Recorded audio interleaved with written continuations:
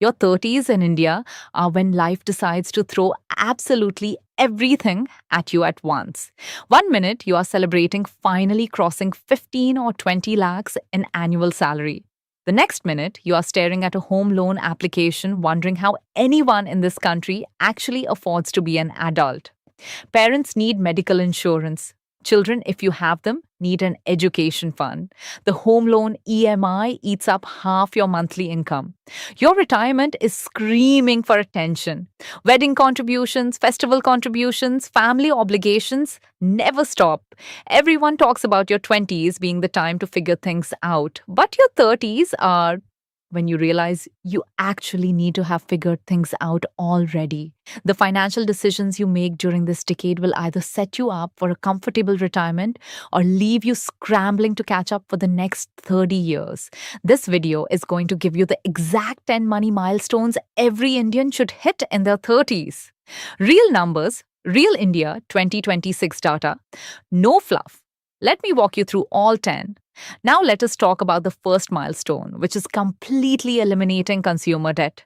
I mean, getting to absolute zero. The only exception is your home loan. Credit cards at 36 to 48%, personal loans at 14 to 24%, car loans at 9 to 12%, buy now pay later EMIs from Bajaj Finserv, Zest Money, simple. All of it needs to go.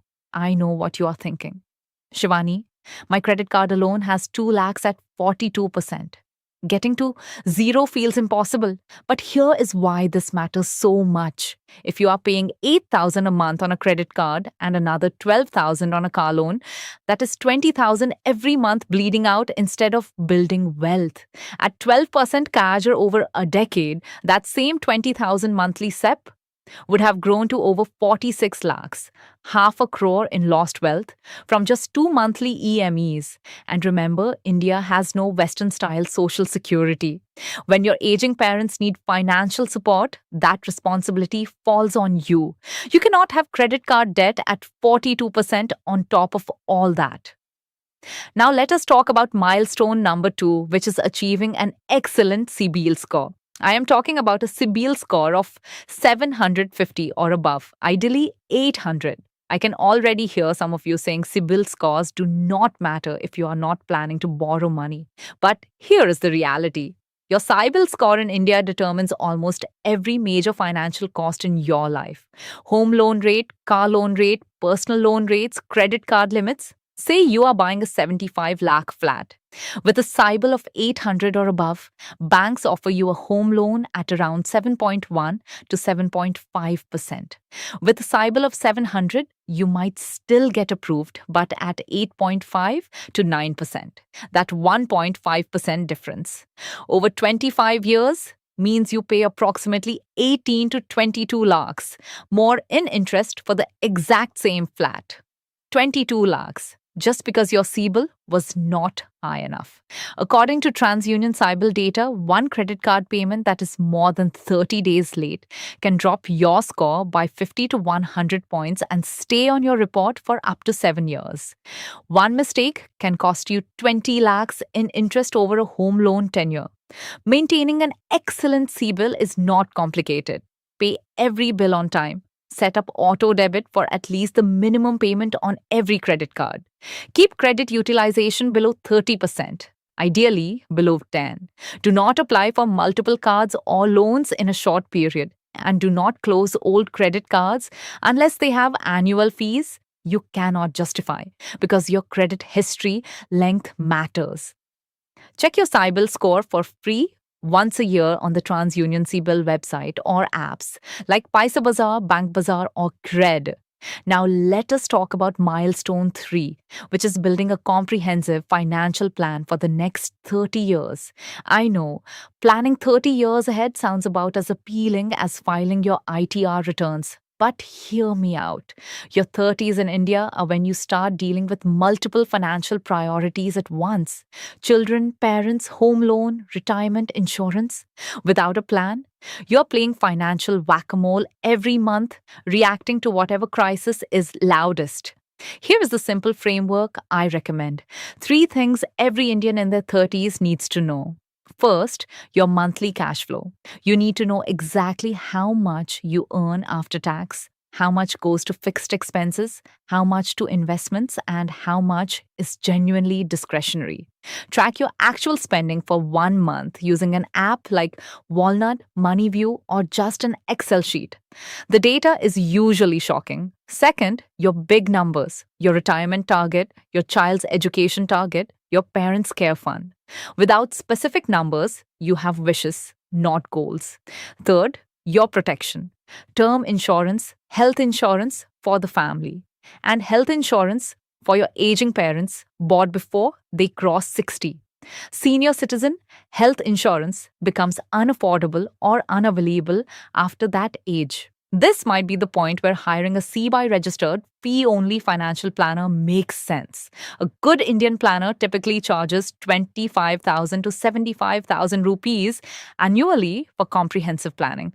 The investment usually pays for itself in tax optimization alone. Now, let us talk about milestone 4, which is building a bulletproof emergency fund. In your 20s, the standard advice was 3 to 6 months of expenses. In your 30s, I want you to think bigger. We are talking 6 to 12 months of living expenses. More if your income is variable or you are self employed.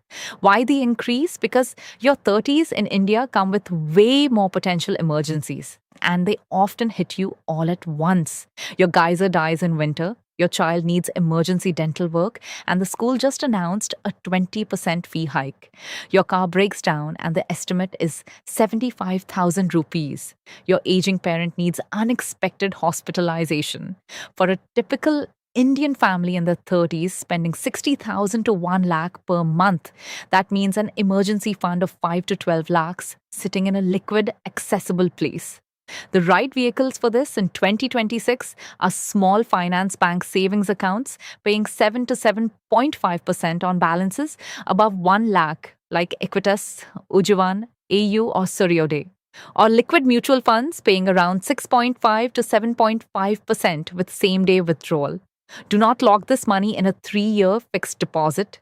Do not invest it in equity, just sitting there earning a decent return while you sleep peacefully. Now, let us talk about milestone 5, which is having 1 to 2 times your annual income saved for retirement by age 35. If you earn 15 lakhs a year, you should have between 15 to 30 lakhs in retirement earmarked assets by 35. This includes your EPF balance, NPS Tier 1 corpus, PPF, and any equity mutual funds tagged for retirement. By 40, the target jumps to 3 to 4 times your annual income. Here is the part that should make you sit up. A 30-year-old who starts a 25,000 monthly SIP and continues for 30 years at 12%, CAGR accumulates approximately 8.7 crores by 60. A 35-year-old who starts the same SIP at the same amount for 25 years accumulates 4.7 crores. That 5-year delay cost you 4 crores. If you are behind, do not despair. Get serious about catching up. Bump up your contribution every time you get a raise, bonus, or job switch. For most Indians in the 30s, the optimal retirement allocation looks like this: EPF mandatory plus VPF on top. Section 80C maxed at 1.5 lakhs through ELSS or PPF, NPS Tier 1 at 50,000 for the additional 80 CCD1B deduction, plus equity SIPs of at least 20% of take-home pay. Now let us talk about milestone 6, which is achieving lifestyle inflation immunity. This one separates the wealth builders from the wealth pretenders in India. You get a promotion, so suddenly you need a bigger flat in a better society. Your bonus comes through, so obviously you need to upgrade your Maruti to a Hyundai Creta or Mahindra XRV. Your income goes up and somehow your expenses magically rise to meet it. I have friends in Mumbai and Bangalore earning 40 to 60 lakhs a year who are somehow always financially stretched, driving 25 lakh cars on EMI, living in flats with 80,000 to 1 lakh monthly rent, sending kids to schools costing 3 to 5 lakhs annually, eating out every weekend at whatever trending Bandra restaurant. Meanwhile, they complain they cannot save money. The secret weapon against lifestyle inflation is not deprivation, it is automation. Every time your income increases, automatically direct at least 50% of that increase towards savings and investments before your brain has time to dream up new ways to spend it. Got a 5 lakh raise? Automatically increase your SIP by 20,000 a month and your VPF by another 5,000. Your future self will thank you, and your current self will not even miss money you never had the chance to spend. The three moments where lifestyle inflation gets locked in for Indians: your annual appraisal, your festival bonus, and when you switch jobs for a 30% hike. Pre commit your raise to savings before the salary even hits your account. Now, let us talk about milestone 7, which is getting your estate planning sorted. I know you are thinking you are way too young to worry about this, but if you have kids, a home loan, or any significant assets, you need basic estate planning documents in place. This is not about planning for death, it is about planning for life's unexpected curveballs. What happens if you are in an accident and cannot make decisions for yourself? Who takes care of your kids if something happens to both you and your spouse? What happens to your flat, your mutual funds, your EPF? Without proper documentation in India, these decisions get tangled up in succession court proceedings for years. Your basic Indian estate planning toolkit needs three things. First, a registered will. You can draft one for free, get it printed on stamp paper for 100 to 500 rupees, and register it at the sub-registrar's office for around 500 rupees. Or use online services like EasyWill or Vakil Search, which charge 3,000 to 10,000 rupees for a basic will. Second, nomination forms for every single financial account. Bank accounts, EPF, PPF, mutual funds, life insurance, DMAT account. Most Indians have not updated their nominees since they opened these accounts in their 20s. Update them now. Third, a basic power of attorney for medical and financial decisions. These three documents handle 95% of estate planning needs for Indian families. Total cost under 15,000 rupees. Peace of mind is priceless. Now let us talk about milestone 8, which is investing in your health as a financial asset. This is the most overlooked money milestone of all, one that financial advisors rarely discuss. Your health is your single greatest financial asset. Your 30s in India are when you either build that asset or start watching it depreciate rapidly. Indians in their 30s are getting hit with what doctors call the metabolic crisis. Type 2 diabetes is now diagnosed at age 30 in Indians, not 50, like in Western populations. Heart disease in Indians strikes 10 years earlier than the global average.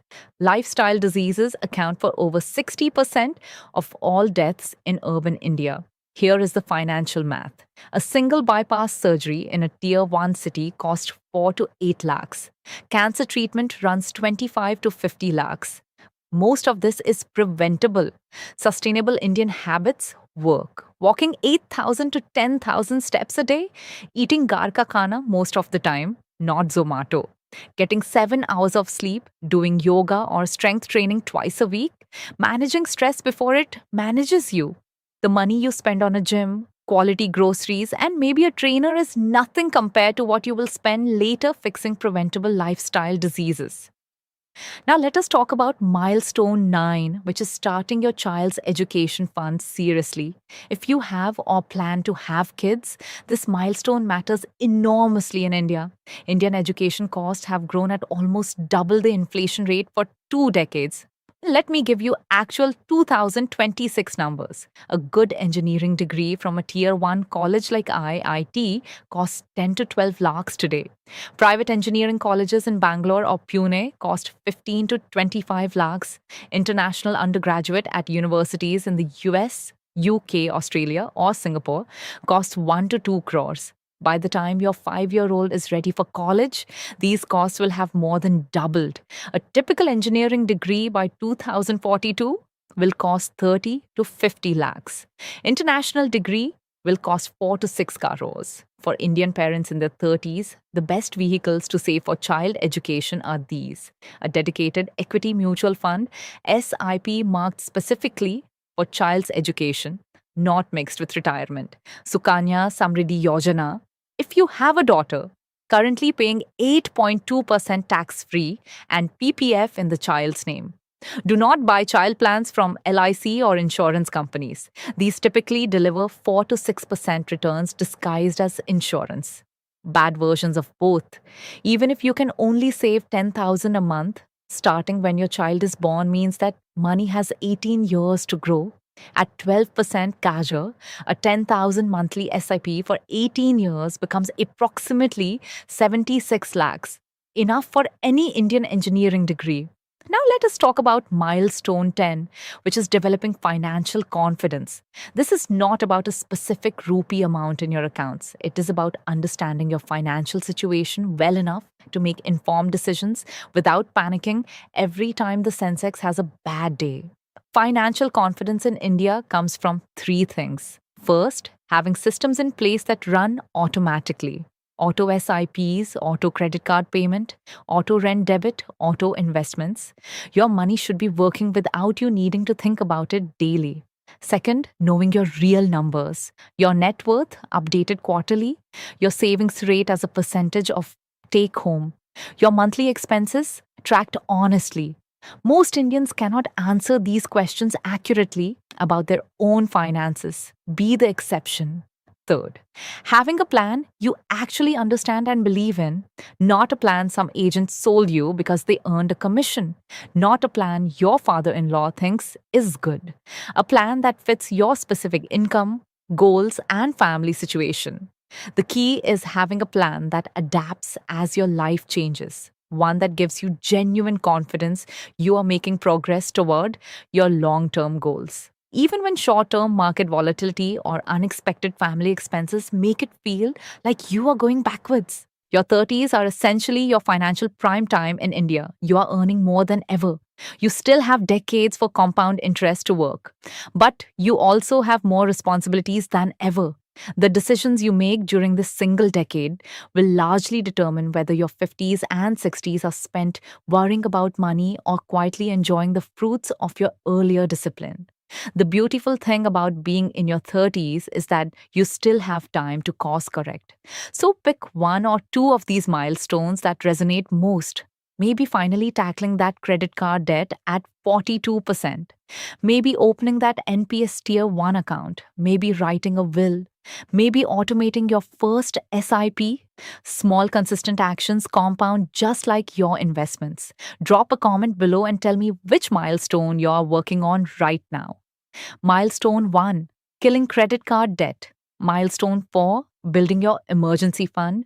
Milestone 5, getting serious about retirement. Or milestone 9, starting your child's education fund. I read every single comment. Subscribe to Shivani Talks Money for more real personal finance content every week. And if you want to know the exact order in which you should invest your money in India, the smartest 7-step priority sequence most Indians get completely wrong, go watch that video right here.